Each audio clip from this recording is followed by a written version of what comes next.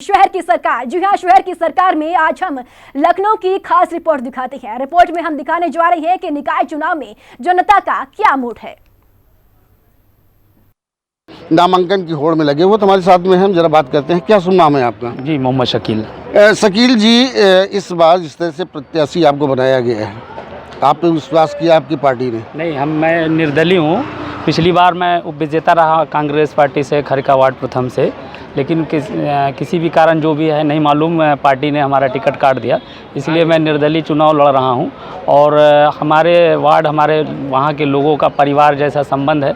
लोग हमें लाइक प्यार मोहब्बत करते हैं। पिछली बार हमको विजेता बना के भेजा।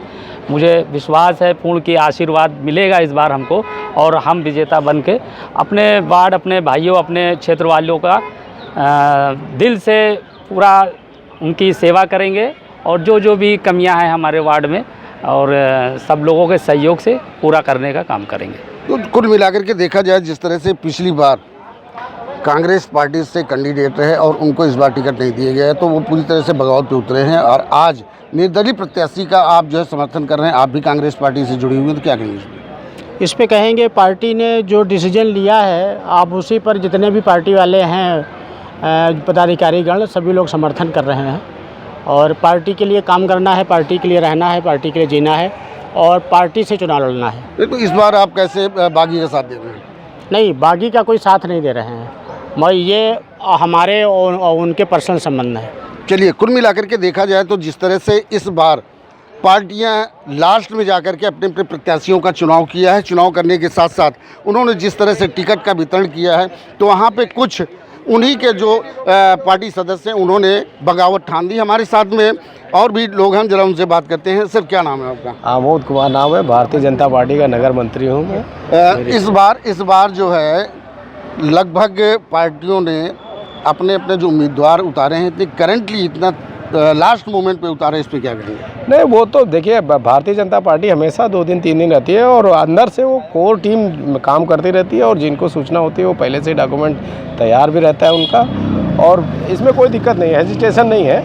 अब दूसरी पार्टियां, विपक्ष के पास तो प्रत्याशी नहीं है, तो वो कहाँ से ढूंढें? उनको तो ढूंढना पड़ रहा ना इधर उधर से जाके कि भैया कहीं से प्रत्याशी ढूंढा जाए। इस बार नगर निकाय चुनाव में कितना बम्पर पूरा 100% आएगी भारतीय जनता पार्टी, और इसके लिए एक नया इतिहास होगा नगर निगम के लिए। सही कह रहे हैं। उत्तर प्रदेश में इस बार जो नगर निकाय चुनाव हो रहा है, उसको लेकर के जिस तरह से सभी पार्टियां हैं, सभी पार्टियां अपने दमखम पे लगी हुई हैं, और सभी पार्टियों के प्रत्याशी मैदान में उतरे हुए हैं। आज की डेट में आखिरी दौर चल रहा है चुनाव का, नामांकन का, जिसको लेकर के सभी पार्टियां इस समय मैदान में उतरी हैं, और आज बढ़ चढ़ करके वो अपना सहयोग कर रही हैं और अपना नामांकन करने की पूरी तैयारी में लगी हुई हैं। जिस तरह से आप देख रहे हैं यहाँ पे जो जन सैलाब लगा हुआ है, उस जन सैलाब पे हम बात करना चाहेंगे। क्या शुभ नाम है आपका? श्यामनारायण मिश्रा भैया। श्यामनारायण मिश्रा जी, जिस तरह से आप देख रहे हैं कि पार्टी ने नामांकन जो करने की आज प्रक्रिया आखिरी दौर है, तो इस तरह किस तरह बढ़ चढ़ करके लोग हिस्सा ले रहे हैं? बहुत बढ़ चढ़ के हिस्सा ले रहे हैं, और पार्टी के उसमें उत्साह में कोई कमी नहीं है, कार्यकर्ता में कोई कमी नहीं है। कार्यकर्ता अपने उत्साह से, मन से नामांकन करने आया है। तो जिस तरह से लोग नामांकन करने के लिए आज उतरे हैं, वहीं अगर हम बात करते हैं जो अन्य पार्टियां हैं, अन्य दल के जो कार्यकर्ता हैं, जो सदस्य हैं, हम उनसे भी बात करने की कोशिश करेंगे। सर, जिस तरह से नगर निकाय का चुनाव है और इस बार जो प्रत्याशी घोषित किए गए हैं, इसमें क्या लग रहा है? प्रत्याशी पार्टी अपने हिसाब से घोषित कर रही है। अलग अलग अपना एक फार्मूला है, अपना अपना कैंडिडेट है। हर दल अपना अपना कैंडिडेट अपने तरीके से घोषित कर रहा है। तो क्या मतलब नया क्या लुक लेकर के आएगा जो प्रत्याशी है आपसे यहाँ पे? अब अपने वार्ड की समस्याएं अपार हैं।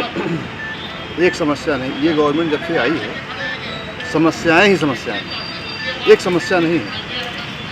चाहे स्वास्थ्य का ले लीजिए, और चाहे आप रोड का ले लीजिए, पानी का ले लीजिए,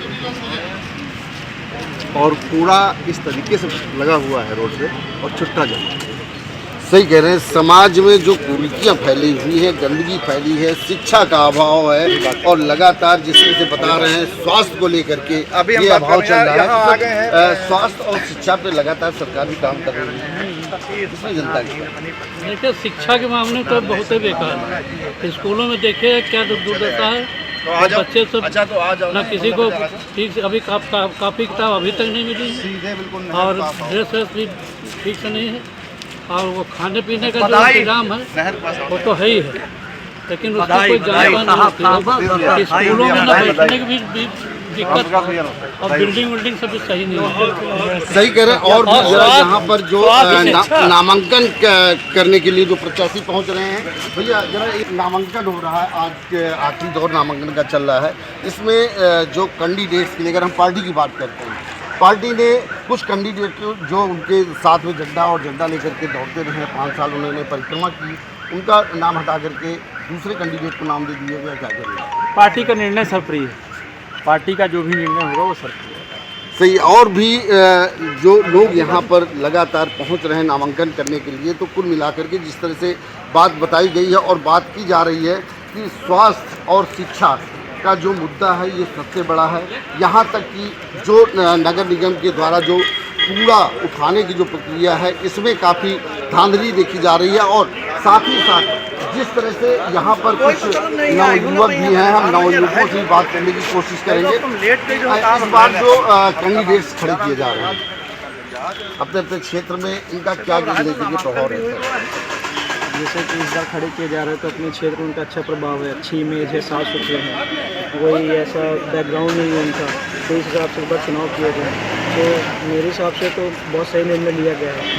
विकास को लेकर के, क्षेत्र का जिस तरह से विकास होना चाहिए उस तरह से विकास को लेकर के कैंडिडेट सही चुने गए हैं। विकास को लेकर तो हमारे हिसाब से तो जनता के हिसाब से सही चुने गए हैं, क्योंकि मेन विकास हमारी सड़कें नाली रहती है। तो जैसे कि अभी हमने भ्रमण किया कई जगह पे, तो वहाँ पे अभी भी विकास सही तरीके से नहीं हुआ। तो इस बात से थोड़ा जैसे कि हमारे सीट प्रत्याशी जो हैं वो जानते हैं, लोग भी जानते हैं लोगों को, तो उसके हिसाब से बहुत सही चुनाव किया गया है और वो विकास पे भी ध्यान देंगे। अगर हम बात करते हैं कि जो पार्टी के द्वारा जो कैंडिडेट्स खड़े किए गए हैं, तो इस बार किसका परचम लहराने की नजर आ रहा है? इस बार परचम तो हमारे यहाँ से समाजवादी पार्टी का ही रहेगा। जैसे कि हमारा काफ़ी अच्छा करती है समाजवादी पार्टी, तब कुछ समय से थोड़ी गतिविधियाँ थोड़ी नहीं ठीक हो रही हैं, पर आगे चलता रहेगा। तो और भी बाबूजी, आपने एक बात से आपकी बात काट दी गई थी, जैसे आपने कहा था स्वास्थ्य और शिक्षा। स्वास्थ्य, शिक्षा और महंगाई, ये 3 चीज़ें हैं। और राशन बांटते हैं, तो राशन बांट दिया 5 किलो, अब पकाएंगे काहे? गैस के दाम 1200-1400 कर दिए। तो पहले पकाने के इंतजाम करो, खाने की तो आदमी कर ही लेगा। और ये जो कहते हैं कि ये हम सबको जो है वो इंडिपेंडेंट बना रहे हैं, सबको ये बना रहे हैं। अरे ये राशन जो बांट रहे हैं, इससे जो है सब काहिल हो जाएंगे, कोई काम नहीं करेगा। तो राशन मिल रहा है, खा रहे हैं, और घर में जो है राशन तो मिल ही रहा, और सब काम चोरी कर रहे हैं, राशन मिले खाएंगे। इस बार किसका 5 किलो राशन देंगे, 50 किलो गैया करवा देंगे। इस बार अगर हम बात करते हैं तो किसका परचम लहराने को?